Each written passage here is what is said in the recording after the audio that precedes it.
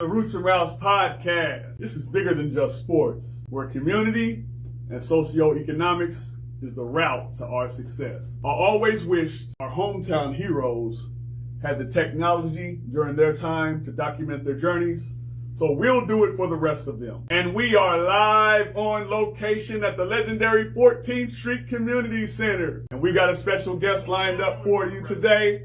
But before we get started, make sure you like, share, subscribe, comment, and follow us on all the digital platforms. We're on Facebook, YouTube, TikTok, Instagram, Fanbase, Twitter, aka X. We might even come up with our own social media platform. So here we are at the Roots and Routes podcast, and without further ado, this is season 1, episode 16. I like to call this a double entendre because we got two Geralds here.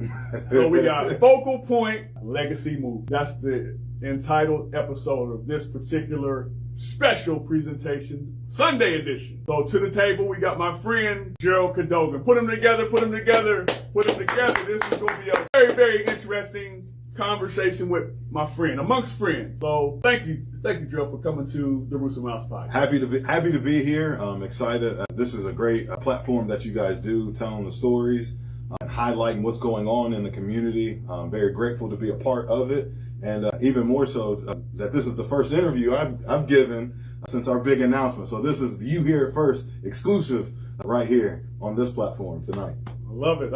I appreciate, to be able to sit down with, this is not just an interview, man. This is a kinship, a friendship, but also, like I said earlier, this is legacy work. So we're going to get to the meat and potatoes of this interview, but I can't let you off the hook. The very first question that I ask every guest that comes on to the Roots and Routes podcast is, if you had 12-year-old Gerald Cadogan in front of you right now at this moment, what advice would you give to your 12-year-old self? I would tell 12-year-old Gerald, number one, study hard. Make sure you start your academic success earlier. I know for me, middle school, elementary school, I was just tinkering around, but take it serious before you even get to high school and all those things. And then also, you're going to hear a lot of noise. You're going to doubt yourself. Just stay true to you. Listen to your parents. Stay connected to your faith. And great job asking Gerald Gordon to be a part of the Sons of Praise, because it was about that time where I started, or my music started. So I would tell him, great job for having the boldness to do that. But then also, just make sure you're studying hard, make those connections, love on your family. We had a loss in our family about 2 weeks ago, so just cherishing those moments. But just enjoy life's journey. There's gonna be some ebbs and flows, but enjoy the journey. That's an excellent answer, man. I know a lot of times in life, we do come, it can be a roller coaster at times, the emotions that we can deal with from time to time. But to be grounded as the type of person that I've known you've been a well-rounded person as well. So speaking of that 12-year-old, that's funny to me, looking back on it, Sons of Praise, shout out to the Sons of Praise. He did come up way back in the day, and he wanted to be a part of the group. And overall, he took the baton and ran with it, because from the time we sung together to the time he went away to Penn State, he actually started what was called Focal Point Ministries, and that's part of the reason I wanted to name this particular episode Focal Point. Kind of connect the dots a little bit. That's awesome. And ultimately, it's a lot of things that we have that puts us together, and we'll explain to the audience the broader connection that we have. My family, your family, have been kind of interwoven. Your mom was my babysitter. You know what I'm saying? So your mom was one of the directors at the 14th Street Community Center. Yes. So a lot of history between us, and just to think about the connection that we have. That's why I'm so appreciative that you would come to.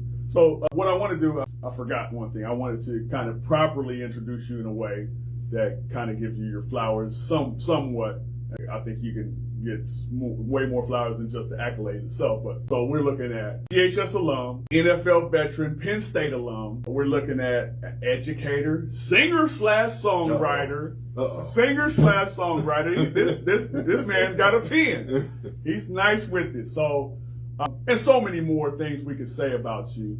But just a great guy overall, and currently Shawnee State's athletic director, and so much more. And we'll get right into kind of your vision for that. But before we do, welcome home. Thank you. And again, appreciate being a part of this. You guys are doing awesome work, and happy to have a seat and unpack some of this with you today. All right, we'll get to it. Stay with us. We got a lot to unpack today. So let's first talk about, of course, for PHS, or just football first. Let's talk about football and faith. When did football first show up for you, and when do you remember how faith first showed up for you as well? Yeah, I would definitely say faith showed up before football did. I grew up, if you were sick and you pretended like, hey, I can't go to church, and you want to stay home, you ain't going nowhere the whole day. So, No, you ain't lying. You ain't doing nothing. You're not Facts. getting out of the house. Facts. But grew up in church. My mom would preach from time to time, but we would always be in church. And quite frankly, switching to football, I hated football. I did not want to play. First grade, I remember I was big. Like back in my day, there was a weight. Like you had to step on the scale to be able to play. And I stepped on the scale, and I was like too heavy for my age group. So I was not even in first. First grade? In first grade, you had to be like a third grader to start the Pee Wee League. Gotcha. So I started the Pee Wee Leagues at first grade because my dad, I love you, the original real Coach Cadogan. Coach Cadogan. Hey, we gotta have Coach Cadogan on the show. We got to He was a track coach when I was in high school. You know what I mean? So he basically told me, hey, if you play, I'll buy you this Nintendo game. So I said, oh, that's easy. I'll play. And I remember not liking it because summer ended after July 4th, and you were out there training and all those things. And then the heat. And I'm like, man, everyone else gets to stay at home and hang out, and I'm out here sweating and playing with all these older kids. And, but for me, and that's something that has come full circle, I went back and thanked my dad. Like, I was not going to play high school football at all. The first day of football, I stayed on the band field and was like hoping no one would catch me. And then my dad comes. Yeah, said, he wasn't gonna let that fly. went right over there, and then started to develop and actually see it. And that's where my faith came into, seeing that God equipped me. He gave me gifts and talents. And when I'm competing with others, I realize, hey, like, I'm faster than some of the linemen. I'm strong just as a lineman, and things of that nature. And very, very blessed to have that. And then full circle moment, was able to tell my dad in college, hey, thank you. Like, I hated it for a little bit. And even freshman year, whatever Coach Clifford, shout out to Coach Clifford. Shout out Coach Clifford. Appreciate you. We got to have him on the show. Yeah, get him on the show. But I remember whatever Coach Clifford, Coach Bubba Hickman, and Coach Newsom would tell me, my dad would have me in the backyard the next day telling me, hey, you're doing the same, like, fix this, adjust that. Get you together. And the part all the Cadogans used to hate, but we're thankful now, is my dad is a track coach. So facts. I was one of the biggest linemen, and he would teach me how to come on the block, how to exchange a baton, how to run the curve. And I'm like, what in the world? What they got to do with me? And then obviously it helped me out tremendously. Ran great at the combine and at different pro days and things like that. So that's where my faith in football kind of intertwined a little bit. And then also talk about my dad. Shout out to my mom, Maureen Cadogan. She's always been minister and praying. That's the go-to. You need to get a prayer through. Mama go get a prayer through. She get a prayer through. Right. I love it, man. I definitely love it, and you give a little bit of layers to who you are as well by kind of describing it in that manner. So, that's interesting. Now, in terms of an earlier episode that we had, we had a you had legends. I watched. I tuned in. I was glued to the screen. This room was filled with legend. We had some elite running backs, and that particular episode was called Running Back Youth. So, and you probably blocked for 2 or 3 of them. Two. So 2 of them. So let me ask you this: what year did you graduate? I graduated high school 2004. So 2004. So that means you would have had the opportunity to block for Jeremiah and JoJo. Jeremiah and JoJo. 2 dogs. you didn't get the block for Jaime? No. That was before the days I was still figuring Gerald He out. was figuring it out. Gotcha. Dad was still getting me in the backyard, making sure I knew. So in terms of, and you can interpret this question however you would like, in terms of those 2 particular running backs specifically, meaning JoJo and Jeremiah, and then also in terms of just your wherewithal, your knowledge of the running backs that you know have graced the backfield at Portsmouth. Like, what about those 2 particular running backs stand out? And then what do you think about the running back position at Portsmouth High School? Yeah, absolutely. That's a great question. So honestly, I can't talk about those 2 without talking about the others. Like they paved the way. I mean, they were the legends. When you put on that helmet, like you are not only carrying forward like your legacy, but all those that went before you. JoJo for me was the blueprint of work. Like that person worked so hard. Like, he made me look good when I was really not that good. I just had to boom in front of somebody. He would just sprint. And I would always, JoJo, if you're watching, man, I wish I was as good my sophomore year as I was my senior year, because I could have helped, but he helped me, like just by how good he was. Right. And Jeremiah was just, number one, he's a dog. He's a dog. I've never seen. I played one way. I did not play defense. He played offense and defense. And shout out to Bones. Shout out to Bones. You need to get a first down. Give Jeremiah the ball. He said, "Give me the ball. Give me the ball." So he was just phenomenal. And both of them, I feel like, paved the way for someone like me. Because of their work ethic, because of all that they brought to the table. They brought eyes to Portsmouth, Ohio, to Southern Ohio, right, to Portsmouth Trojans, and I think a lot of my success I attribute to having great teammates like them. Not only to show me what Jeremiah in the weight room, like that's what people saw him on the field, but you don't see him box jumps and like that whole senior class. Like, I'm glad you're saying this, because a lot of people don't see what happens behind the scenes, or so to speak. So I didn't mean to cut you off. It's not on Friday. It's not on Saturday. Right. You win the game Monday through pre-game. So in high school it's Thursday. Gotcha. And Jeremiah, he would win the game Monday through Thursday and be prepared for Friday. So Friday was just that. And then again, JoJo. I would just, even now, I'm like, man, I got to play with JoJo just for one season. Like, that man's a legend. Even when I see him, I say, I'm always going to shake your hand because he is a legend. And I respect that, and I'm sure that a lot of people can say the same thing about you, man. You were a great teammate. You were a great athlete in your own right. I mean, to be able to ascend to the level that you were able to ascend to, it took perseverance, discipline, dedication, and you had a praying mama. You had a conducive environment that was, able to, put yourself in a position to have that opportunity. So, and you made the most of it. Mm-hmm. And very grateful. I'll take this moment real quick to share a quick story. Take your time. And then brag on my parents. I appreciate Maureen and Anthony, Mom, Dad, Mr. and Mrs. Cadogan. Appreciate all your hard work in investing in me and Marlita and Nathaniel and all that y'all do. I'm the reason who I am today because of you. I love you. Appreciate you. I will tell you this story though. Okay. I was at Penn State. We was in two-a-days. I don't know if we got in trouble or if they were just trying to break us. We did at least 120 grass strips at the end of practice. So I'm exhausted. By the time they blowing the whistle to go back down, I'm still on the ground from the previous one. So somehow got through it.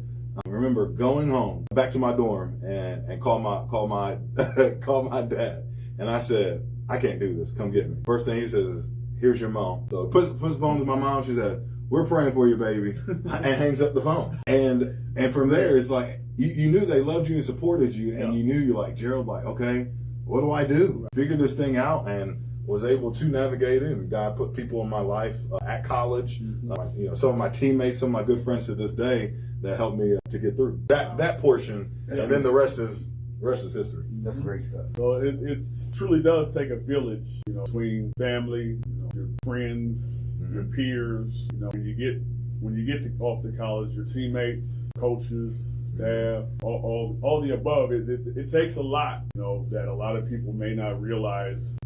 You know what really goes into the grind. Right. So, right.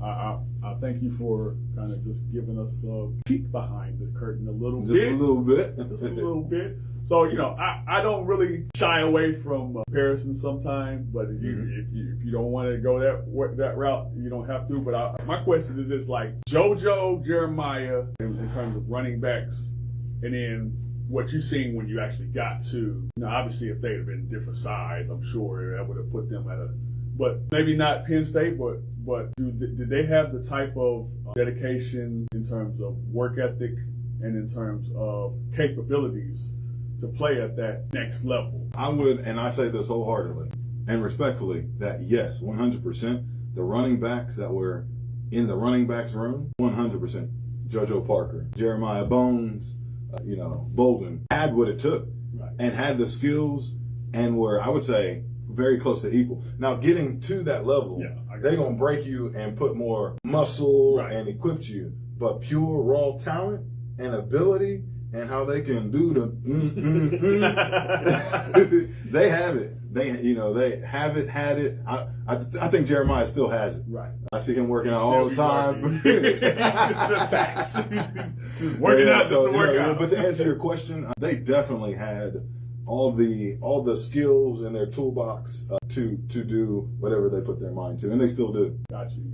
Okay, so without further ado, we're going to jump straight into kind of the reason we wanted to bring you to the Roots and Routes podcast. Yes. I think I had gave you a call initially, trying to get you to chime in on the running back U conversation back then. It might have been like February sometime. Right. and then when you answered the call, you kind of alluded to there might be some breaking news. So my mind's running 1,000 miles an hour.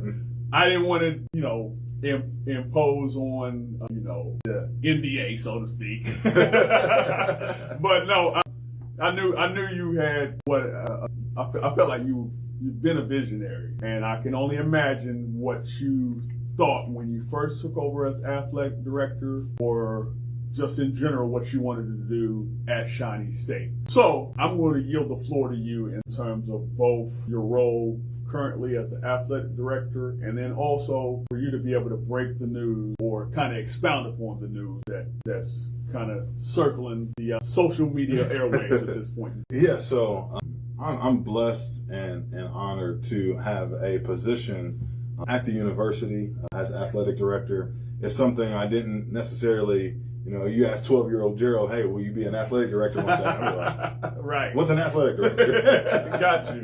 Do they play music? But to have that opportunity, to have this opportunity, I don't take it lightly. I'm grateful for the position, and I'm excited for it. There are some stressful days at work. Sometimes you got to work on Saturday. Sometimes you got to work on Sunday. I was in the office this morning getting a couple odds and ends done. But I love it. I love the opportunity to have the impact. Yeah.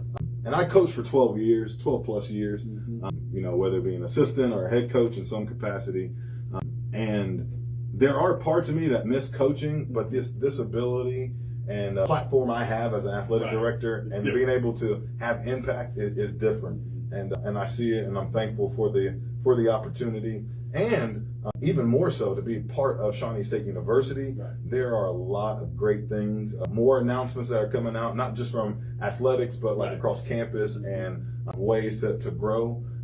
Because sometimes people here in Portsmouth overlook Shawnee. We're people's second choice. Yep. People say, well, I didn't get into this university, I didn't get into that. And my goal, my desire is to make sure that Shawnee is people's first choice, especially around here. You get to Lawrence County, Adams County, it's easy to get student athletes.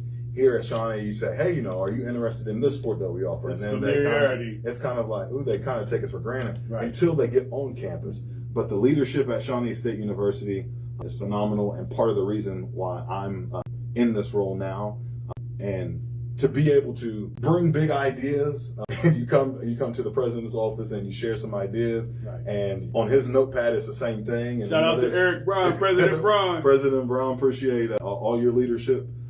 And not only there, from the HR director, the chief of staff, and the leadership there is phenomenal, and it's a place where I can grow and have impact. And ultimately, the reason I took the job is to impact this community. How can we impact this community? I loved Portsmouth High School and all that brought to the table. But there's something in this role that I can do that I couldn't do there. Right. And thankful for this opportunity, and just want to have an impact on this community at the end of the day. Season 1, Episode 16, Focal Point Legacy Mover. Like, share, subscribe. We are here still at the Roots and Routes podcast. Follow us on all the digital platforms, Facebook, YouTube, TikTok, Instagram. So, as we continue on, we were excited, absolutely excited to be able to bring you on to the podcast to talk about the transition. So, twofold: football at Shawnee State. Football at Shawnee State. Ain't that? This How many seems like a years have long we been time waiting to coming, right? say- I've heard that say for that? a long time, man. I didn't know if it would ever be able to be a real thing to come to fruition. Mm-hmm. But what was the process like? Was there, obviously we know y'all acquired the stadium down there, Right. Old Spartan Municipal Stadium. Mm-hmm. So what was the process? And it does feel like a long time coming. So how did it get to where we're at today? Yeah, absolutely. So first and foremost, thank you to the city of Portsmouth for gifting the Spartan Stadium, Branch Rickey Park, and all the land westward of there to make this come to fruition. But it really started with conversations of, here's where we want to go. We know Shawnee can do it, and now's the time for us to do it. We have 13 plus school districts in Portsmouth, and football is king. Like, at the end of the day, Absolutely. Basketball is awesome. Football Baseball, is king. softball is doing phenomenal right now. Shout out to all those state champions. Right. But there is something here that Shawnee could deliver on, and that was football. And so we want to be able to do things the right way, and you need to make sure you're asking, like, how do we get from where we are to where we want to be? Conducting feasibility studies, seeing what we need, what those costs are going to look like, and how you set the stage to get from where we are now to having football at Shawnee State in 2028. So that's the journey. That's how it started. But just looking under the hood, these are the things we need. Where do we need to be this time next year? Right. Where do we need to be, 2 years from now, in order to equip us to where we are going to be in 2028, where we are turning on those lights and playing our first game. So, I love it, man. I definitely think there's a lot of athletes in our region and abroad, both in the state of Ohio, in this country, and even international. They ought to definitely give Shawnee a look for a myriad of reasons, and with you being one of the leaders down there at the program, at the school, I no doubt in my mind that they're in good hands. So clearly it needs some renovation and upgrades, so to speak. Like, how do you feel like the timeline for anything in terms of, you basically kind of gave a good answer. So it sounds like just taking it one step at a time. I guess sometime next year you would like to be a little further along, and then as you move towards 2028. So if 2028 gets here and you got, your pick of the litter when it comes to athletes in all sports, but in football, like how do you go about putting together your staff in the other sports? It's pretty much going to be the same type of process, putting together coaching staffs with football program as well? Yeah. So we already have laid out our strategic plan. Okay. What does the athletic department and university need to do within the next 365 days? Okay. And then once we get to there, we assess. Did we hit all of our benchmarks? Did we hit all of our milestones? Where are we behind pace? Where are we ahead of the curve? Okay. But again, with the leadership on campus, right. I'm excited about all of the things coming down the pike. But it is strategic plans that we're going to execute. So there's a recipe. Right. If we're making cookies, put this much brown sugar, this much butter, this much, and then you stir. And you give a taste test. Oh, it needs more of this, needs more of that. So that's exactly what we're doing. Not that easy, of course. Right. But yeah, we will have more announcements and more information to come as far as like, staff and designs and logos and all that good stuff as we I like move it. forward. I didn't even think about all that Oh stuff. yeah. It's all mixed in there. We want to do stuff right. Right. Okay, so now the other part of it was y'all are making the jump from NAIA Yes. into NCAA Division II. Division II, part of the Mountain East Conference. Mountain East Yes. Conference. So how did that even come about? So NAIA, what's that stand for? That's great. We might have to look that up. So we'll tell you in just a moment. We'll get to it. Stand by. But in terms of NCAA Division II, do people come to y'all? Are y'all getting feelers out and trying to see? So the way it works, in order to go Division II NCAA, you have to have an to a conference. Okay. Once you get invited to a conference, you can start the application process. So the Mountain East has accepted us into the Mountain East Conference, pending that we get through the application process of the NCAA.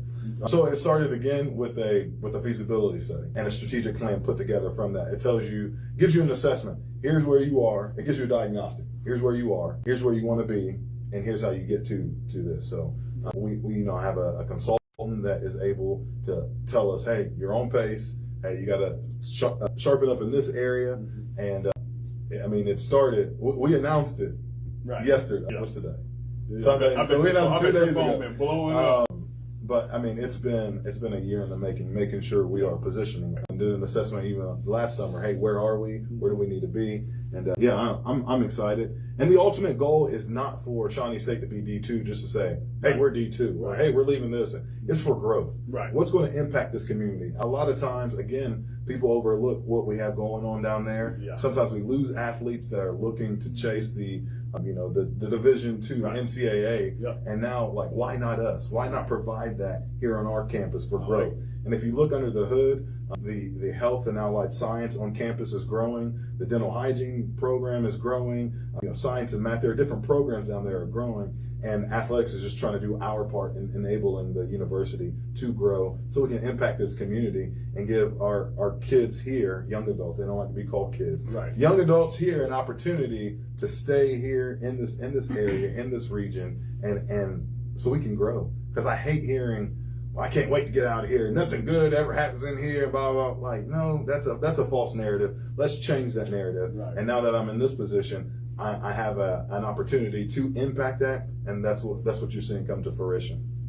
I love it. So, really, this has been just a dream conversation for me, simply because, like I said, this is a good friend of mine, also a stand-up guy, also a great example, a shining example of hard work, dedication, education. He had his head on straight. A lot of times kids can be put in the fire and make missteps or whatever, but it's great to be able to have people that they can look to and see this is a blueprint. They don't have to necessarily go the exact same way, but they can see, keep your head straight, hand to the plow, keep pushing, keep grinding, and good things can happen. So, but in terms of just Shawnee and the athletic program as a whole, there's a lot of opportunity, I believe, and I think you already gave a great explanation of how it can help. So there's two parts I'm going to ask you. So we can ask why now or why not now. So why now do you think this is happening at this point in time, at this juncture in 2025? Heading into 2028, it could have happened 5, 10, 15, 25 years ago, or who knows, 25 years later down the road, or maybe even never. So why do you think it's happening right now? I say now's the time. And again, the pieces are in place at Shawnee State in terms of leadership from the top down to figure it out, how we get from where we are to where we're going to be. And again, great leadership. Our president is a visionary, and the ability to get to point A to point B, I feel like it has happened pretty quickly. There are days in the office where I got a to-do list, a full page, and I feel like I'm sprinting around.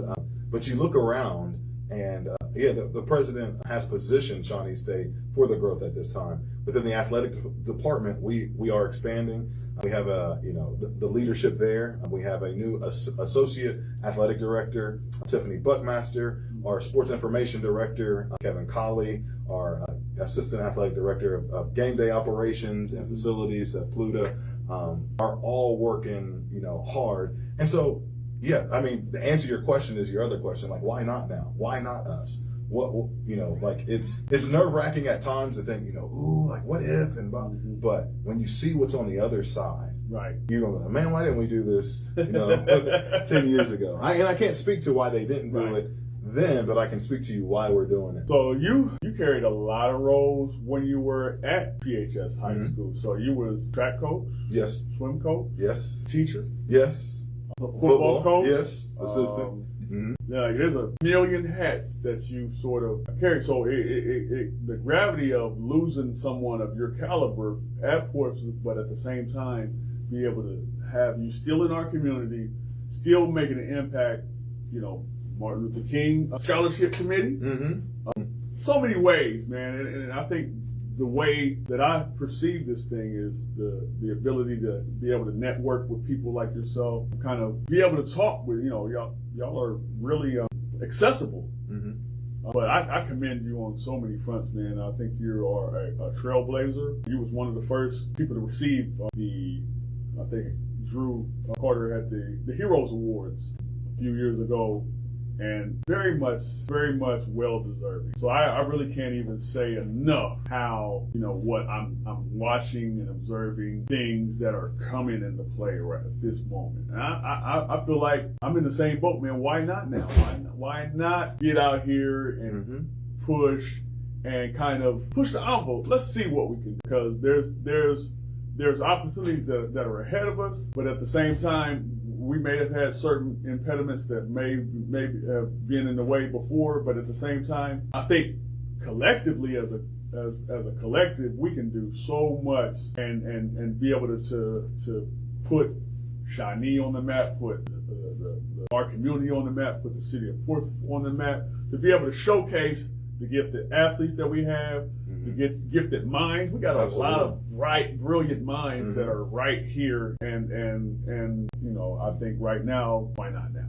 Exactly. And I would also have to say, I get inspired. Like when I see the work that you're doing, the work that Mr. Green are doing, Mr. Green, Marcia Harris, yes.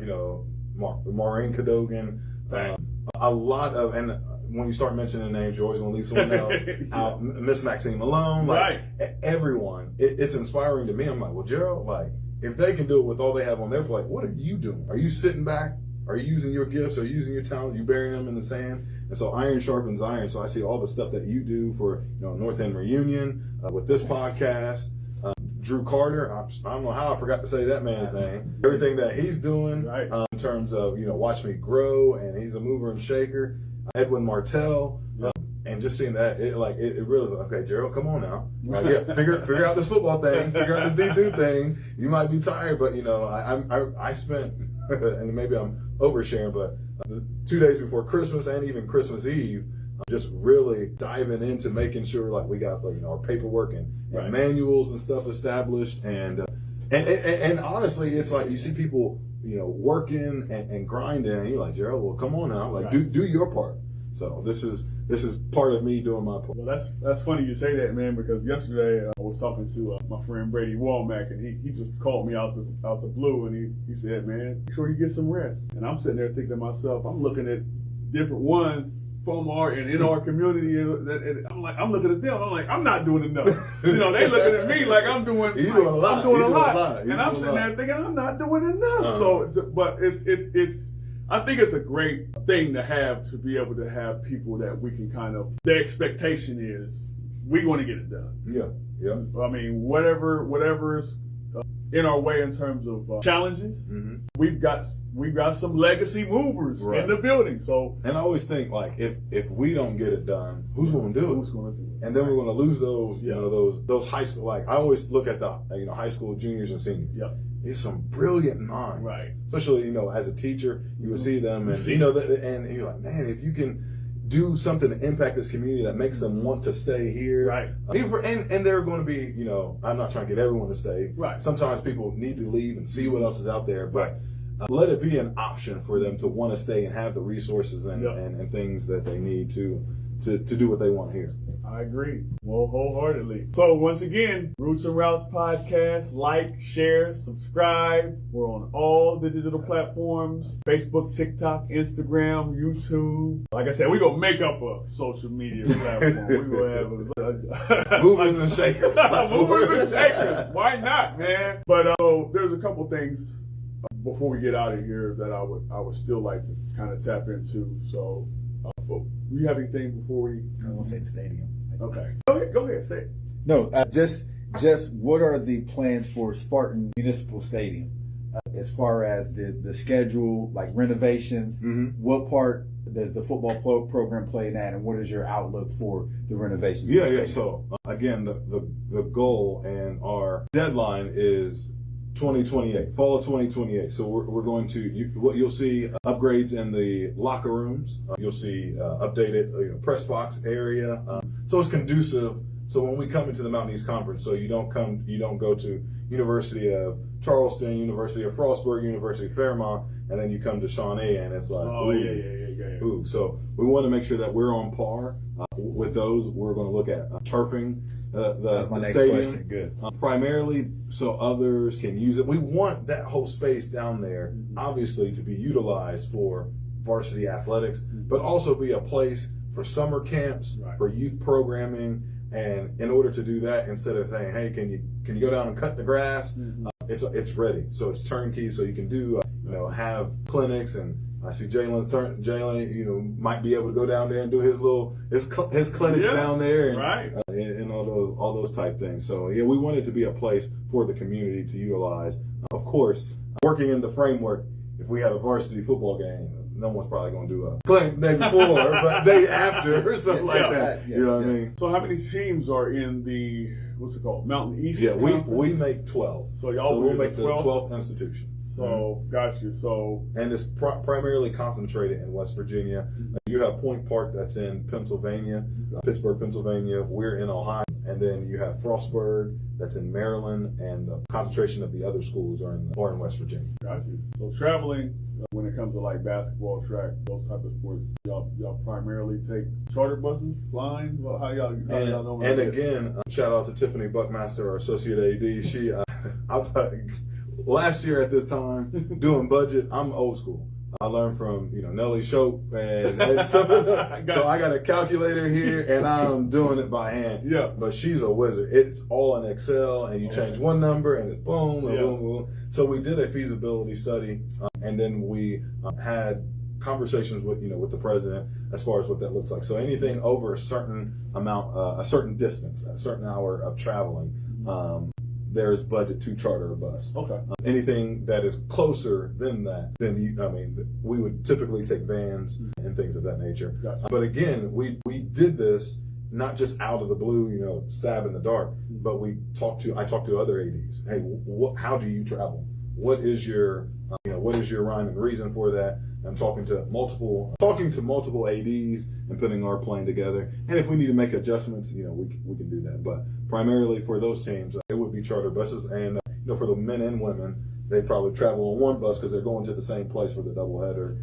Track has grown by leaps and bounds because of Coach Flynn. I believe he came in 2 years ago with 38. We're looking at 70 plus moving in this fall. So we're growing. 330 athletes across 23 sports. Got you. So right now we have kind of covered a lot of different things. We talked about the earlier, kind of your genesis to sports, Mr. Singer/songwriter, some of the teammates that you played with. So I think in team sports, and I think football is pretty much the ultimate. And it takes a lot of things to factor well in order to get the W in any team. So in terms of like right now, what do you feel like the headliner is at Shawnee right now? And then what do you feel like in order to get all of your sports at the height of being competitive year in, year out,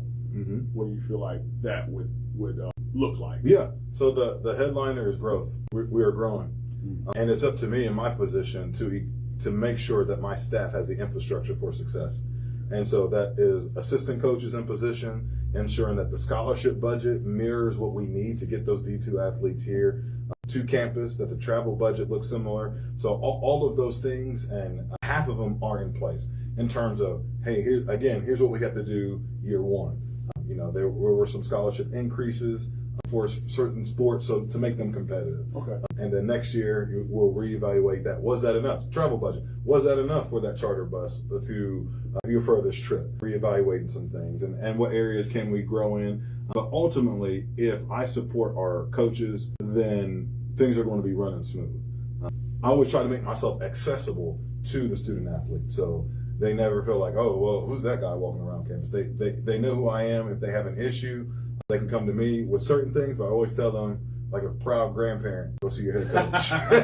Go see your head coach. That. Go see your head coach. But we do hear them out. We do have a student athletic advisory committee that's made up of student athlete leaders to get things that we need done and accomplished. We have a senior women's leader group that's just females. Like, what do those females need? Because sometimes in sports, it's male dominated, and it's important to hear the female voice and what they need. And that's a blind spot for me. Right. There are certain things that they brought to me that I didn't even think about, and right. we were able to make those. And then also our international student athletes who we expect to perform at a high level and are thousands of miles away. I remember being in Canada, and I know how it feels to be like international athlete. So you're just making sure that the infrastructure is there for success. Got you. So right now, what's going on? They out of school right now? It's summertime, right? Yes, it is summer. So what does the campus look like right now? Some kids are staying. I would say campus right now for me is conducive to get stuff done. Good answer. So we have some student athletes that are there, and I love all of our student athletes. But to that point, right now there are no games, there are no mandatory practices, some weight room stuff, and maybe some film sessions here and there. We just hired a new basketball lineman. I was going to ask you that. From Florida A&M. Good deal. He'll be here in July. Excited about what he brings to the table. Great. And we'll be able to introduce him. There's space, down the road. He can hop on. We bring some coaches down here, some athletes. But he's bringing some heavy hitters in his recruiting. So I'm excited to see what we do this basketball season upcoming. Got you. So I'm excited for Shawnee, man. I'm excited for yourself. I'm excited for the city of Portsmouth, and just to be able to kind of just hear you out. Again, this dream come true. Joe, you had another question? No, I think he touched on it, but I was going to ask, what was the difference between scholarships going to the D2 level versus the NAIA, NAIA? Yes. And then how does that change the long-term view of the right. So again, we did a feasibility study where we assess where those other universities are, so that we come in on par with that. So right now, I will say we're not far behind. So we have a strategic plan what that looks like next year, and then the year after. And by the time football's here, not only do we have the football budget, but all of our sports are aligned to that, and that bringing football here does not. Your other sports aren't suffering because you brought football here. So putting those things in place now is part of that. I know I keep saying strategic plan, feasibility study, but that is it's the manual of hey, here's where you are, here's what you need, add this, take away this, put this in place, and for success. And so does the football's coming in 2028? Yes. And so does D2 start then, or does D2 start immediately? When does that transition happen? So fall of 26. So okay. Next year. Got you. So we'll stay in the NAIA this last year. Right. And then this time next year, you look at the basketball schedule, and you're going to see MEC schools. You will see Charleston, Frostburg. Great. That's good information. Yeah, that is good. That is good. So it is. Football is here, going on this express lane. And then all the other sports, make sure that they are equipped and the infrastructure's there for them to have success. So, off the top of your head, can you name all the sports? I knew you was going. Oh, sports. Sports. Yeah, I can do sports. So you have football, you have men and women's basketball, men and women's outdoor, indoor, and cross country. So that's all the track. Okay. Baseball, softball, men and women's swimming. That's 10 or close. You have men and women's soccer. Did I say baseball, softball? I don't know if I said baseball, softball. Yeah. Men and women's tennis, men and women's golf. And there might be one I left out. That's the bulk of it. But you can visit SSUbears.com and get the lowdown. We'll put that on the screen. SSUbears.com. Make sure you check them out. Yeah. So I think really the sky's the limit. The ceiling is not the same as it was even a few years ago, let alone what y'all are building down there. So I just happened to realize that y'all opened up the campus as far as the drivability part of it again. Yes. That's also information you could. Yeah, so we did open up 3rd Street, and similar to what you would see on certain campuses, it does kind of make the S path, so it's safer for our students to cross the street, so you don't have someone zipping down. You do have to flow with it. But the beautification process of landscaping and new tree and shrubbery and green space. We're definitely excited. And again, it's Shawnee State as a whole elevating and moving forward, not just athletics. Athletics is doing our part to the whole growth strategy. All right. And we got homecoming coming up, North End Super Reunions version of the Super Reunion, just a smaller scale version. So I don't know, you might be, for all I know, you might going to the Bahamas. You might got a nice little.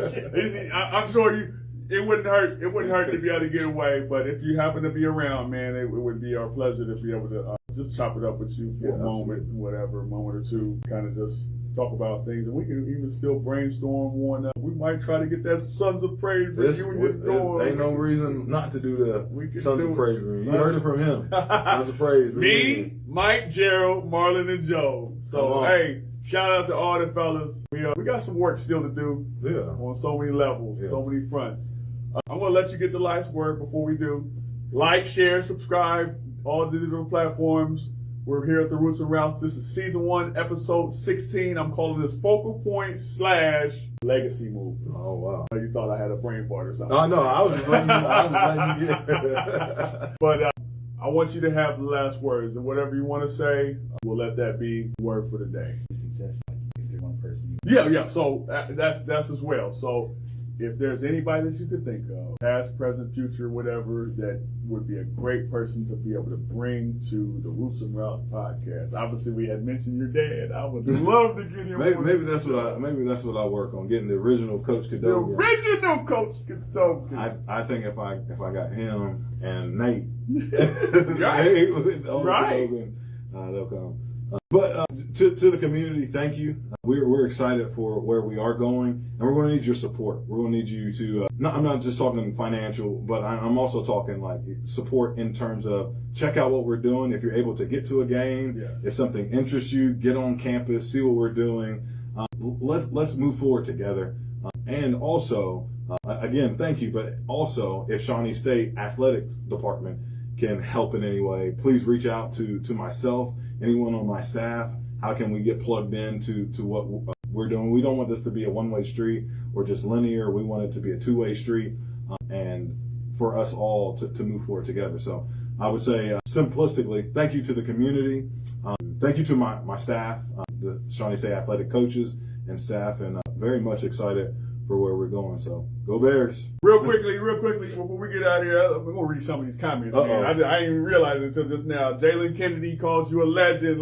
Oh, man. He said, definitely got to get Mange on the show. Yes. So Joshua Bolton, she says, those are my brothers. Still work out, dog. Let's see. Jalen Kennedy says, black man under 40 brings long-awaited football. You under 40? Yeah. So yeah, I don't know how old I'm thinking you are. I'm living my last year in my 30s. There you go. Yeah, black man under 40, long-awaited football team. The hometown college built the man a statue outside of Spartan Stadium right now. I don't need that.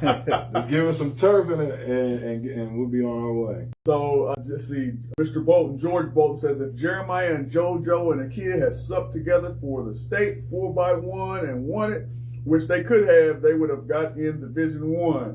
That's possible. I will say with those athletes, we talked about football, but in track, yes, real deal. Official. Lights out. Official. Yeah. Them guys were official. Real deal. Real deal.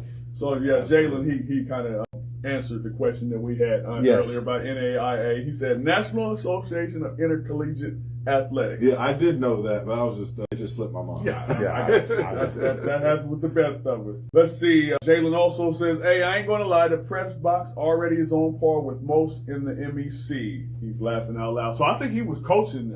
Jalen, I believe he was coaching in, I can't say for sure in the MEC, but I think he was.